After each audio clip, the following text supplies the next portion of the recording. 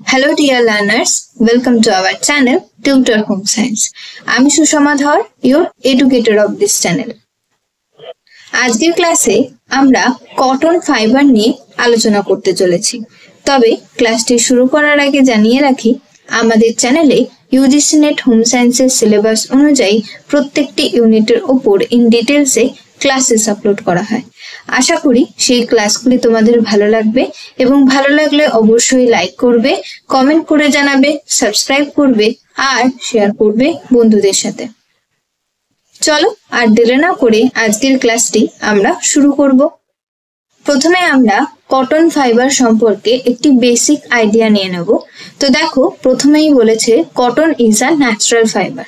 তো আমরা এর আগের ক্লাসে যখন টেক্সটাইল ফাইবারের ক্লাসিফিকেশন নিয়ে আলোচনা করেছিলাম, সেখানে আমরা দেখেছিলাম যে কিছু ফাইবার রয়েছে যেগুলোকে আমরা নেচার থেকে কালেক্ট করি, সেই ফাইবারগুলোকে আমরা ন্যাচারাল ফাইবার বলে থাকি। তো কটন কি হচ্ছে, যেহেতু আমরা নেচার থেকে প্লান্ট থেকে কালেক্ট করছি, ঠিক আছে, কোনো রকম ভাবে সিনথেটিক বা কোনো কেমিক্যাল যেহেতু ইউজ করতে হচ্ছে না এটা অরিজিনেশনের জন্য বা সিনথেসাইজেশনের জন্য, তার জন্য এটাকে আমরা ন্যাচারাল ফাইবার বলছি। তো কোথা থেকে পাচ্ছি আমরা, বলছে obtain from the seed hairs of the cotton plant genus gossypium, অর্থাৎ কটন প্লান্টের সিড হেয়ার থেকে আমরা এই কটন ফাইবারকে কালেক্ট করে থাকছি। Cotton is one of the most important natural textile fiber crops, both from the agricultural and manufacturing sectors point of view. তাহলে কটনকে বলা হচ্ছে কি, এটা তো ন্যাচারাল, তার সাথে সাথে কি এটা most important natural textile fibre.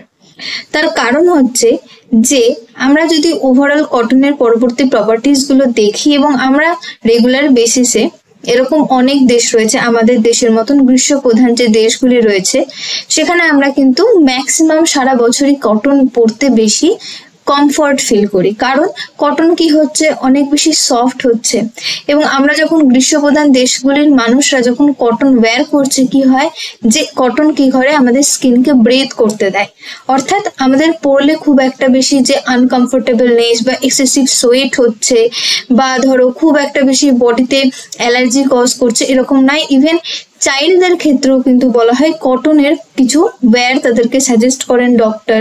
কারণ কি হবে, কটন কিন্তু কোনো রকম ভাবে স্কিনে ইরিটেশন, অ্যালার্জি বা কোনো রকম ডিসকমফর্ট কিন্তু প্রোভাইড করে না। ইভেন যখন আমরা এক্সেসিভ সোয়েটও করে থাকি, সেই সময় কিন্তু কটন আমাদের বডিতে ওই টেম্পারেচারটাকে মেনটেন করতে, অর্থাৎ কুল ফাইবার আমরা এটাকে বলছি। তার জন্য ওভারঅল নানা রকম পার্সপেক্টিভ যদি আমি দেখি, তাহলে বলতে পারি কটন হচ্ছে একটা ইম্পর্টেন্ট ন্যাচারাল টেক্সটাইল ফাইবার, যার জন্য এটাকে আমরা কিং অফ দ্য টেক্সটাইল ফাইবারও বলতে পারি। It is classified as natural cellulosic staple fiber. দেখো, ন্যাচারাল তো বুঝতেই পারলো, যে কারণ হচ্ছে যেহেতু আমরা নেচার থেকে কালেক্ট করছি, প্লান্ট থেকে কালেক্ট করছি। সেলুলোজিক মানে এটার ইনার কম্পোনেন্ট কি রয়েছে, এটা সেলুলোজ দিয়ে তৈরি হচ্ছে, অর্থাৎ ইনার কম্পোনেন্ট রয়েছে সেলুলোজ, এখানে কোনো প্রোটিনেশিয়াস কোনো কিন্তু এটি ফাইবার নয়। আর এটি হচ্ছে স্টেপল, অর্থাৎ স্টেপল এর আগেও আমরা আলোচনা করেছিলাম, স্টেপল ফাইবার আর ফিলামেন্টাস ফাইবার। স্টেপল ফাইবার মানে সেই ফাইবার যার লেন্থ কি হয়ে থাকে, ছোট হয়ে থাকে। কটনের যে ওভারঅল লেন্থ হয়ে থাকে ইচ অ্যান্ড এভরি ফাইবারের, তাহলে সেটা 1 থেকে 5 সেন্টিমিটারের মধ্যেই হচ্ছে, যেটা খুব একটা হাই বা হেভি লেন্থ নয়, সেন্টিমিটারের মধ্যেই এটাকে কাউন্ট করা যাচ্ছে, যেটাকে আমরা স্টেপল ফাইবার বা শর্ট লেন্থ ফাইবারও বলে থাকছি। নেক্সট আমরা shape of the cotton fibre নিয়ে আলোচনা করতে চলেছি। তো দেখো, আমরা একটা কটন ফাইবার আলোচনা করলাম যে 1 থেকে 5 সেন্টিমিটার পর্যন্ত লেন্থ হয়ে থাকে, হেয়ার লাইক স্ট্রাকচার হয়ে থাকে।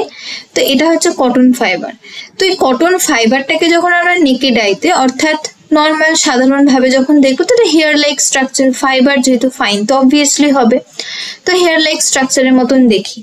কিন্তু এক্ষেত্রে শেপ আমরা কি করে আইডেন্টিফাই করব, যখন সেটাকে আমরা মাইক্রোস্কোপের আন্ডারে রেখে সেটাকে আমরা স্টাডি করব, এক্সামাইন করব, তখন বুঝতে পারবো। তো এর একটা মাইক্রোস্কোপিক ভিউ রয়েছে বা একটা ওভারঅল শেপ তুমি মাইক্রোস্কোপের আন্ডারে যখন রাখবে, দেখবে, সেটাকে দেখার পর কি হচ্ছে, নিজস্ব একটা শেপ রয়েছে। অলওয়েজ এখানে একটা কথা বলে রাখি, এক্সামে এরকম কোশ্চেন আসে যে ন্যাচারাল যে সমস্ত ফাইবার হয়ে থাকে টেক্সটাইল ফাইবার, তাদের কি ডিসক্রিমিনেট বা ডিফারেন্ট টাইপ অফ শেপ হয়ে থাকে। এই কোশ্চেনের আনসারটা হবে অবশ্যই ইয়েস, কিন্তু যখন আমরা দেখবো যে সমস্ত আমরা রিজেনারেটেড বা যে সমস্ত কেমিক্যাল বা সিনথেটিক যে সমস্ত ফাইবার গুলো হয় তাদের কিন্তু ডিসক্রিমিনেটিং বা ডিফারেন্ট শেপ হয় না। ঠিক আছে, যেহেতু ন্যাচারাল নেচার অরিজিনেট করছে তার জন্য স্ট্রাকচারটা কিন্তু একদম পারফেক্ট হয় না। নেচার যেভাবে তৈরি করছে তার জন্য কি হচ্ছে এক একটা ফাইবারের ক্ষেত্রে এক এক রকম শেপ তুমি দেখতে পাবে। তো তার জন্য দেখো এই পার্টিকুলার ন্যাচারাল ফাইবার গুলোর ক্ষেত্রে মাইক্রোস্কোপিক যে শেপটা কিরকম লাগে মাইক্রোস্কোপের আন্ডারে length wise cross sectional view, এটা ইম্পর্টেন্ট এবং এটা অনেক সময় কোশ্চেনেও আসে। তো একটা কটন ফাইবারকে আমি কি বললাম যে একটা হেয়ার লাইক স্ট্রাকচারের মতন দেখতে হয়। তো সেটাকে একটা যদি তুমি ওভারঅল মাইক্রোস্কোপের আন্ডারে রাখার পর তুমি নর্মালি সেই একটা হেয়ার লাইক স্ট্রাকচার সেটাকে রেখেছো, রাখার পর তুমি কোনো রকম কোনো মাঝখান থেকে কাটাছাড়া বাদ দিয়ে যদি তুমি ওটাকে দেখো তাহলে ওর স্ট্রাকচারটা কিরকম লাগছে, ঠিক টুইস্টেড রিবনের মতন দেখতে লাগছে। বলছে the most distinctive feature is its resemblance to a flat twisted ribbon. মানে এটা কিন্তু ফোলা হয় না, স্ফীত হয় না, কিরকম হয় ফ্ল্যাট, একটু চ্যাপ্টা ধরনের হয়ে থাকে। দেখবে রাইট সাইডের ছবিটা ফলো করো, বুঝতেই পারছো খানিকটা বিনুনির মতো রিবনের মতন স্ট্রাকচার, একটা টুইস্টেড টিউবের মতন স্ট্রাকচার কিন্তু দিচ্ছে। নেক্সট দেখো ক্রস সেকশনাল ভিউ।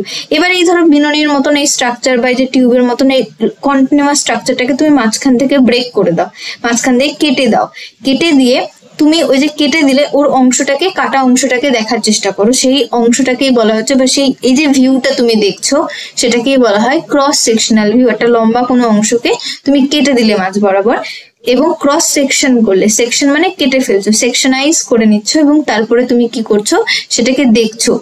এই যে তার ফলে কি হচ্ছে অ্যাপিয়ারেন্সটা কিরকম হয়ে যাচ্ছে, একদম তো রাউন্ড হবে না, কারণ এটা তো সিলিন্ড্রিক্যাল টিউবের মতন স্ট্রাকচার নয়, ফ্ল্যাট টুইস্টেড এবড়ো খেবড়ো কাইন্ড অফ স্ট্রাকচার। ঠিক আছে, তাহলে এই যে ফ্ল্যাট একটু টুইস্টেড এরকম ধরনের স্ট্রাকচার হওয়ার জন্য এর কিন্তু cross sectional view completely round হবে না, কিরকম হয় কিডনি বিন শেপের। দেখো রাইট সাইডের পিকচারটা ফলো করো, কিডনি বিন ঠিক যেরকম রাজমা দেখতে হয় ওরকম ধরনের হয়ে থাকে, বা এটাকে আমরা ডগ বোন শেপও বলতে পারি। তাহলে এটা গেল হচ্ছে overall shape of cotton fibre. Next রয়েছে প্রসেসিং অফ কটন ফাইবার। অর্থাৎ আমরা এর আগে আলোচনা করলাম যে কটন হচ্ছে একটি ন্যাচারাল ফাইবার, অর্থাৎ নেচার থেকে অর্থাৎ একটা প্লান্ট থেকে কিন্তু আমরা কটনকে অবটেন করছি বা কালেক্ট করছি। তাহলে একটা প্লান্ট থেকে যখন কালেক্ট করবো সেটার একটা প্রসেস রয়েছে, একটা পদ্ধতি রয়েছে। তাহলে প্রথম যে স্টেপ রয়েছে সেটা কি ওই প্লান্টটাকে কাল্টিভেট করা, তার জন্য ফার্স্ট স্টেপ রয়েছে cultivation. Each cotton seed may produce as many as 20,000 fibers. তাহলে তুমি যখন একটা প্লান্টকে কোথাও কাল্টিভেট করছো, ধীরে ধীরে ওটা যখন বড় হচ্ছে, তার গ্রোথ হচ্ছে, সেখানে যখন ওরকম কটন সিড গুলো তৈরি হচ্ছে, তাদের মধ্যে দেখা যাচ্ছে কি যে ওভারঅল একটা জেনারেল স্টাডি করে দেখা গেছে যে এক একটা কটন সিড থেকে প্রায় 20,000 পর্যন্ত ফাইবার পাওয়া যায়, তারা প্রডিউস করতে পারে। When the seeds are nearly ripe, the pod bursts open and cotton hairs project, forming a white fluffy mass called a ball. তাহলে যখন তুমি ওই প্ল্যান্টটাকে কাল্টিভেট করেছিলে, তো একটা টাইমের পর ধীরে ধীরে প্ল্যান্টটার গ্রোথ হয়েছে, সেটা বড় হয়েছে, সেখানে কটন সিড এসেছে এবং সেটা যখন ধীরে ধীরে রাইপেন হয়ে যাচ্ছে, পেকে যাচ্ছে, তো একটা টাইমের পর যেহেতু ওর মধ্যে ফাইবার রয়েছে সেটা বার্স্ট আউট করে যাচ্ছে, ওপেন আপ হয়ে যাচ্ছে এবং কি হচ্ছে ওর মধ্যে ওই যে হেয়ার লাইক যে স্ট্রাকচারটা ছিল সেটা কি হচ্ছে যে ফ্লাফি মাস বলে পরিণত হচ্ছে, যেটাকে আমরা কটন বল বলছি। সেটা কিন্তু কি হচ্ছে ওই পার্টিকুলার ওই সিডের সাথেই কিন্তু ঠিক ফ্লাওয়ারের মতন দেখতে মনে হয়, ফ্লাওয়ারের মতন সাদা সাদা বলের মতন এবং ভীষণ ফ্লাফি মাসি একটা স্ট্রাকচার তৈরি হচ্ছে। নেক্সট দেখো বলছে হারভেস্টিং। যখনই ধরো ওই সিড পট যেগুলো ছিল সেগুলো যখন বার্স্ট আউট হয়ে ওই ফাইবারটা হোয়াইট মাস লাইক স্ট্রাকচারটা বেরিয়ে আসলো, তাহলে সেটাই তো অ্যাকচুয়াল ফাইবার, সেইটার জন্য তুমি প্ল্যান্টটাকে কাল্টিভেট করেছিলে। যখনই তুমি ফাইবারটা দেখতে পাচ্ছ যে কটন বল তৈরি হয়ে গিয়েছে, এবার সেটাকে তোমাকে হারভেস্ট করে আনতে হবে, তুলে আনতে হবে বা কালেক্ট করতে হবে। বলছে the ripe bolls having matured fibres are picked either by machines or by hand. এবার যখন তুমি কটন বল পেয়ে যাচ্ছ তাহলে অবভিয়াসলি সেটাকে তুমি আইদার ম্যানুয়ালি অথবা মেকানিক্যালি কালেক্ট করে নিয়ে আসলে। নেক্সট প্রসেস, ইম্পর্টেন্ট প্রসেস হচ্ছে কি গিনিং অথবা জিনিং প্রসেস। বলছে after the crop has been gathered, the fibers are separated from the seeds by a process known as ginning or ginning. তো আমরা দেখবো যখনই তুমি ওই পার্টিকুলার প্লান্ট থেকে ওই সিড, যেটা কটন সিডের মধ্যে যে বলটা তৈরি হয়েছিল, বল লাইক একটা স্ট্রাকচার তৈরি হয়েছিল, সেইটা কি হচ্ছে ফাইবারের সাথেই কিন্তু যুক্ত হয়ে থাকছে। তাহলে ওই পার্টিকুলার ওই কটনের সিড থেকে ফাইবার গুলোকে যে সেপারেট করা, কারণ সিডটার তো আমার দরকার নেই, আমার দরকার হচ্ছে কিসের, আলটিমেটলি ওই মাস বলের মতন হোয়াইট ফ্লাফি মাস যে তৈরি হয়েছে ওই কটন, ওই ফাইবারটা আমার দরকার। তাহলে ওই ফাইবার থেকে যদি আমি ওই সিড লাইক স্ট্রাকচারটাকে, ওই ব্রাউন ব্রাউন যে সিডের স্ট্রাকচারটাকে যদি আলাদা করতে হয়, সেটা কিন্তু খুব একটা ইজি প্রসেস না। যদি কেউ কি করতে চাইছে, ফোর্সফুলি করতে চায়, তাহলে কি হতে পারে, ফাইবারের কিন্তু ড্যামেজ হয়ে যেতে পারে বা অনেক ফাইবার কিন্তু ডিস্ট্রয় হয়ে যেতে পারে। তার জন্য একটা প্রসেসের আন্ডারে কি করতে হয়, খুব সহজে ওই পার্টিকুলার ফাইবারটাকে, ওই হোয়াইট অংশটাকে ব্রাউন সিডের অংশটা থেকে আলাদা করতে হয়। সেই প্রসেসটাকেই বলা হচ্ছে জিনিং অথবা গিনিং প্রসেস, যেটার সাহায্যে কি করা হচ্ছে, সিড থেকে ফাইবারকে আলাদা করে দেওয়া হচ্ছে। বলছে জিনিং অর গিনিং operations which are regarded as part of the harvest rather than the textile process normally include conditioning and second কি বলছে, সিড ফাইবার সেপারেশন। তাহলে এই যে জিনিং প্রসেস বা গিনিং প্রসেসে আমরা সিড থেকে ফাইবারকে আলাদা করব, কারণ তুমি সিড সমেতই ফাইবারটাকে হারভেস্ট করে নিয়েছিলে। এবার সিড থেকে ফাইবারকে আলাদা করতে গেলে কোন প্রসেসের আন্ডারে যেতে হচ্ছে, গিনিং অথবা জিনিং প্রসেস। এটা কিন্তু দুটো ভাবে হয়ে থাকে। ফার্স্টে তোমাকে কি করতে হবে, ওই সিড যুক্ত যে ফাইবারটা রয়েছে সেটাকে তোমাকে কন্ডিশনিং করতে হবে, ওটাকে ভিজিয়ে রাখতে হবে, ময়েশ্চার দিতে হবে, তারপরে কিন্তু সিড থেকে ফাইবারকে আলাদা করতে হবে। দেখো কি বলছে, fibres known as linked become separated from the seed. এবার ওই যে কটনের মতন বড় বড় যে মাস বল টাইপের যেটা তৈরি হয়েছিল, সিড থেকে যখন তুমি সেটাকে সেপারেট করে নিলে বড় বড় অংশগুলো, সেগুলো কি হচ্ছে, লিঙ্ক, কারণ তুমি ময়শ্চারাইজ করে রেখেছিলে, ভিজিয়ে রেখেছিল, ওটা নরম হয়ে গেছে, সিড থেকে বের করে নিতে পেরেছো খুব সহজে ফাইবারটাকে। তাহলে ওই সিড থেকে ফাইবারটা যখন আলাদা হয়ে গেল, তখন সেটাকে তুমি কি বলবে, লিন্ট বলবে। তার একটা পার্টিকুলার নাম রয়েছে, লিন্ট। বলছে cotton linters are short fuzzy hair like fibres that remain on the seeds after গিনিং হ্যাজ বিন ডান। এবার কিছু কিছু হেয়ার থাকতেই পারে, হেয়ার লাইক স্ট্রাকচার বা কিছু ছোট্ট ছোট্ট ফাইবার, যেটা কি হচ্ছে ওই সিডের সঙ্গে একদম লেগেই থাকছে, সেটাকে আর সেপারেট করা পসিবল না। সেই কটন ফাইবার গুলোকে তুমি কি বলবে, লিন্টার্স বলবে, সেগুলোকে লিঙ্কড বলবে না। যেটা মাস আকারে ছিল সেটাকে তুমি আলাদা করে নিয়েছো, সেটা হচ্ছে লিঙ্কড। কিন্তু যেটা থেকেই যাচ্ছে আফটার জিনিং প্রসেসও, সেইটাকে short fuzzy hair like fibre, সেটাকে লিন্টার্স, যেটা আমরা পরবর্তীকালে ফার্দার ইউজ করবো। দেখো লিখেছে দে আর, ওই যে লিন্টার্স যেগুলো তুমি পাচ্ছ সেটা তোর ফার্দার অ্যাজ আ কটন হিসেবে ইউজ হবে না, কারণ এটা সিডের মধ্যেই লেগে রয়েছে। তাহলে বলছে ওই লিন্টার্স গুলো তুমি কিন্তু ফেলেও দেবে না, সেই লিন্টার্স গুলোকে তুমি ফার্দার ইউজ করতে পারো। কিসের জন্য, ম্যানুফ্যাকচারিং এর জন্য, ভিসকোস বা রেয়ন অর্থাৎ রিজেনারেটেড ফাইবার তৈরি করার জন্য তুমি কিন্তু পরবর্তীকালে লিন্টার্স গুলোকে ওয়েস্ট না করে ইউজ করতে পারো।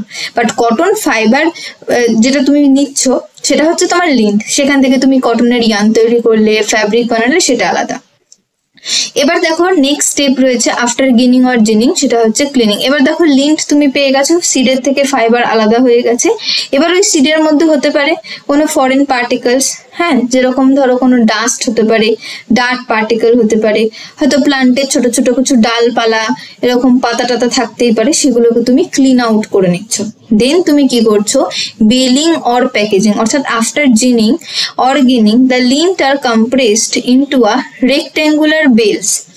These bales are then sent to the yarn manufacturing mills। তাহলে কটন বলের স্ট্রাকচার বল লাইক হয়ে থাকে, তো সেই বল লাইক স্ট্রাকচার গুলোকে একটা কি হয়, রেক্ট্যাঙ্গুলার বেলস এর মধ্যে একটা প্রেস করে সেটাকে কি করা হচ্ছে, কম্প্রেসড একটা স্ট্রাকচার দিয়ে দেওয়া হচ্ছে, চেপটে দেওয়া হচ্ছে। এবং দেখবো ওষুধের দোকানে যেরকম বড় বড় আমরা তুলো পাই, সেগুলো হচ্ছে এরকম বেল আকারেই পাওয়া যায়। তো সেইগুলোকেই ফার্দার ওই রকম ভাবে কখনো মেডিকেল পারপাসে বা ফার্দার ওগুলো এরকম টেক্সটাইল ক্ষেত্রে কি করা হয়, এরকম বড় বড় কটনের বেলগুলো থেকে ফার্দার ইয়ার্ন তৈরির জন্য ইউজ করা হয়ে থাকে। তাহলে এই হচ্ছে কটনের ওভারঅল ফাইবারের প্রসেসিং, যে ফার্স্টে তোমাকে কি করতে হবে, কাল্টিভেট করতে হবে, তারপরে হারভেস্ট করতে হবে, তারপরে তুমি যখন হারভেস্ট করছো তুমি সিড সমেতই ফাইবারটাকে নিয়ে আসছো, তারপরে ফাইবার থেকে সিডকে আলাদা করা হচ্ছে, যেটাকে গিনিং অর জিনিং প্রসেস বলা হচ্ছে। তারপরে যেটা তুমি অ্যাকচুয়ালি পেলে ফাইবারটা লেন্থ যেটা, সেটাকে তুমি ফরেন যদি পার্টিকেল থেকে রিমুভ করে নিয়ে তারপর সেটাকে বেল হিসেবে বা প্যাকেজিং করে রেখে দিলে, আইদার সেটা ইয়ার্ন হিসেবে ইউজ হবে, যেহেতু আমরা টেক্সটাইল পড়ছি তার জন্য ইয়ার্ন হিসেবে সেটাকে আমরা বলছি ফার্দার ইউজ হচ্ছে। নেক্সট রয়েছে ফিজিক্যাল প্রপার্টিজ অফ কটন। তো দেখো কি বলছে, ফার্স্ট প্রপার্টিজ এর আন্ডারে বলছে দেখো কালার, বলছে usually white or creamy but may be brown or grey naturally. তো যেহেতু এটা একটা ন্যাচারাল ফাইবার, তাহলে অবভিয়াসলি নেচার কি করে, কখনো হোয়াইটিশ ক্রিমি কালার বা গ্রে বা ব্রাউন এই কালারের ফাইবার তুমি জেনারেলি পেয়ে থাকো। লেন্থ দেখো বলছে, আমরা অলরেডি আগে আলোচনা করলাম যে এটা কিন্তু স্টেপল ফাইবার হয়ে থাকে, অর্থাৎ শর্ট লেন্থ। এর লেন্থ জেনারেলি 1 থেকে 5 সেন্টিমিটারের মধ্যে হয়ে থাকে। স্ট্রেংথ বলছে ফেয়ারলি স্ট্রং অ্যান্ড ডিউরেবল, অর্থাৎ এটা একটা স্ট্রং ফাইবার এবং ডিউরেবল, অর্থাৎ অনেক দিন পর্যন্ত কিন্তু এর লঞ্জিভিটি রয়েছে, সহজে নষ্ট হয় না। স্ট্রেংথ ইনক্রিজেস ওয়েন ওয়েট, এবং যদি এটা ভিজে অবস্থায় থাকে না এই ফাইবারটা, যতটা ড্রাই অবস্থায় এর স্ট্রেংথ থাকে, ভিজে গেলে এর যে ওভারঅল স্ট্রেংথ আরো বেড়ে যায়। যার জন্য দেখবে যে কটনের জামা কাপড় যখন আমরা বারবার কেচে পরে ইউজ করছি, বারবার আমরা ওয়াশ করছি পরছি, দেখবে সহজে চট করে কিন্তু নষ্ট হয় না। ইলাস্টিসিটি বলছে পোর ইলাস্টিসিটি। এবার ইলাস্টিসিটি মানে বোঝাই যাচ্ছে ইলাস্টিক, আমরা দেখেছি ইলাস্টিক কি হচ্ছে, একটা রাবার লাইক স্ট্রাকচার, এটা টানছি বড় হচ্ছে বা ছেড়ে দিচ্ছি কি হচ্ছে, আগের অবস্থায় ফিরে আসছে। তাহলে এই যে কটনের নেচার, আমরা মোটামুটি সকলেই কটনের জামা কাপড় আমরা পরি এবং আমরা জানি কটনের কিন্তু সেই ইলাস্টিক নেচারটা নেই। অর্থাৎ আমি একটা কটনের জামা পরলাম, পিওর কটনের, আমি সেটা সারাক্ষণ রাফ ইউজ করছি, হ্যাঁ, এবং আমার কুনুয়ের কাজটা বারবার হয়তো ভাঁজ হচ্ছে, কলার এরিয়াটা, ঠিক আছে, আমি যদি পড়ি এবং আমার পিঠের এরিয়াটা হয়তো আমি সিটে বসে আছি বা চেয়ারে বসে আছি, বারবার ওটা ঘষা যাচ্ছে, তুমি জামাটা যখন রেখে দেবে, চেঞ্জ করবে যখন, দেখতেই পাবে যে জামাটা কিন্তু আগে তুমি যখন পরেছিলে যে অবস্থায় ছিল সেটা কিন্তু নিজে থেকে আগের অবস্থায় ফিরবে না, অর্থাৎ ক্রিজ অর্থাৎ রিঙ্কেল চলে আসছে এবং আগের অবস্থায় আসতে পারছে না। তাহলে এটা হচ্ছে কি কটনের একটা ইম্পর্টেন্ট প্রপার্টি, যে কটনের ইলাস্টিসিটি কিন্তু ভীষণ পুয়ার হয়ে থাকে।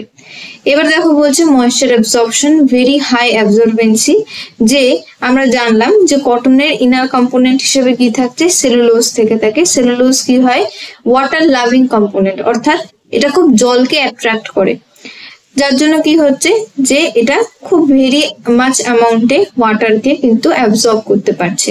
থার্মাল প্রপার্টিতে কি বলছে, feels cool and comfortable in hot weather, যেহেতু দেখো ওয়াটারকে অ্যাবজর্ব করে নিচ্ছে, বডিতে সোয়েট হলে সেটাকেও অ্যাবজর্ব করে নিচ্ছে, এবং ময়েশ্চারে এয়ার থাকলে বা এয়ারের মধ্যে যে তোমার ধরো ময়েশ্চারটা রয়েছে সেটাকেও অ্যাবজর্ব করছে, এবং আমাদের বডিকে দেখো কুল এবং কমফর্ট প্রোভাইড করে দিচ্ছে, সহজে এয়ার পাস করছে।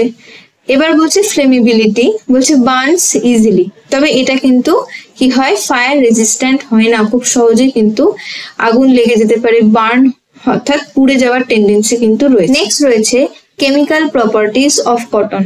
দেখো বলছে ইফেক্ট অফ অ্যাসিডস, বলছে weak acids don't harm it but strong acids can damage cotton, অর্থাৎ কি হচ্ছে, যখন ডাইলিউট ফর্মে বা কোনো উইক ফর্মের কোনো অ্যাসিড যদি কটনের কন্ট্যাক্টে আসে তাহলে সেটা কোনো রকম কোনো হার্ম করছে না, কিন্তু স্ট্রং অ্যাসিড কিন্তু অবশ্যই কি করে, কটনকে ড্যামেজ করতে পারে।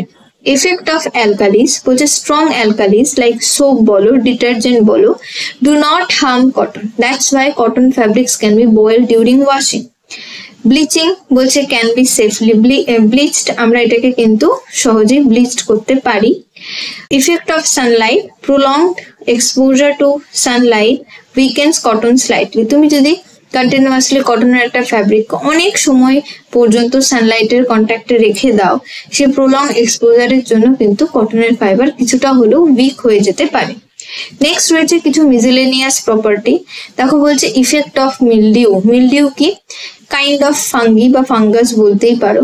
তো বলছে কটন কি হয়, অনেক সময় ব্যাকটেরিয়া বা ফাঙ্গির দ্বারা কিন্তু এফেক্টেড হতে পারে। কখন, যখন ধরো কটনের কোনো ফ্যাব্রিকের ড্যাম্প কন্ডিশন, ধরো আলমারির মধ্যে দীর্ঘদিন জামা কাপড়টা ব্যবহার হচ্ছে না, ঠিক আছে, সেরকম ভাবে কাঁচা হচ্ছে না, বা সেরকম ভাবে রোদে পাচ্ছে না বা হাওয়া পাচ্ছে না, কিছুই পাচ্ছে না, একটা জায়গাতেই পড়েই রয়েছে, তাহলে কি ধীরে ধীরে কিন্তু আমাদের যে রুম রয়েছে সেখানেও তো তার অ্যাটমসফিয়ারে কোথাও না কোথাও ময়েশ্চার সেটা গেইন হচ্ছে, এবং সেটা পড়েই রয়েছে বলে ওই যে ময়েশ্চার মানে কি, সের মধ্যে ওয়াটার রয়েছে, তাহলে আর কটনের মধ্যে ইনার কম্পোনেন্ট রয়েছে সেলুলোজ, যেগুলো কি করে ওই ব্যাকটেরিয়া আর ফাঙ্গির গ্রোথকে কিন্তু অনেকটা প্রমোট করে দিচ্ছে। অতএব এই ধরনের কন্ডিশন গুলো অবশ্যই কি করতে হবে, কিন্তু খুব ভালোভাবে ট্যাকেল করতে হবে, যাতে কটনের ফ্যাব্রিকের উপরে যাতে ফাঙ্গি বা ব্যাকটেরিয়া গ্রো করে ব্ল্যাক স্পট না করে। এছাড়াও দেখো বলছে ইফেক্ট অফ মথ, বলছে moth and beetles will not affect cotton, এরা কিন্তু ইনসেক্ট হয়ে থাকে, তো এরা জেনারেলি অ্যাফেক্ট করে না, কিন্তু বলছে যে সিলভার ফিশ নামক এক ধরনের ইনসেক্ট রয়েছে, এটা কিন্তু কটনের মধ্যে সেলুলোজকে যেহেতু রয়েছে তার জন্য সেটাকে অ্যাফেক্ট করতে পারে। এছাড়াও বলছে ইফেক্ট অফ পার্সপিরেশন অর্থাৎ সোয়েটিং, বলছে cotton is not affected by perspiration, cotton কিন্তু সোয়েটিং এর কন্ট্যাক্টে আসলে কোনো রকম কোনো তার মধ্যে ইম্প্যাক্ট করছে না। However, the dyes used may not be fast, হয়তো হতে পারে যে কালার দিয়ে বানানো হয়েছে সেই কালারটা হয়তো নষ্ট হয়ে যেতে পারে, সেই কাপড়ে ধরো তুমি একটা কটনের জামা পরেছো তার পিঙ্ক একটা কালার, তাহলে সেই কালারটা যদি ভালো মানের না হয় তাহলে সেই কালারটা ফেড হয়ে যেতে পারে, কিন্তু চট করে ওই পার্টিকুলার ফ্যাব্রিকটা সেটা কিন্তু নষ্ট হবে না, বা ওই গার্মেন্টটা কিন্তু চট করে নষ্ট হবে না। তাহলে এগুলো হচ্ছে ওভারঅল কটন ফাইবারের ইম্পর্টেন্ট কিছু প্রপার্টিজ। আশা করি আজকের ক্লাসটি তোমাদের ভালো লেগেছে। ভালো লাগলে অবশ্যই ভিডিওটিতে একটি লাইক করবে, কমেন্ট করে জানাবে, আর টিউটর হোম সায়েন্স চ্যানেলকে সাবস্ক্রাইব করে রাখবে। Thanks for watching.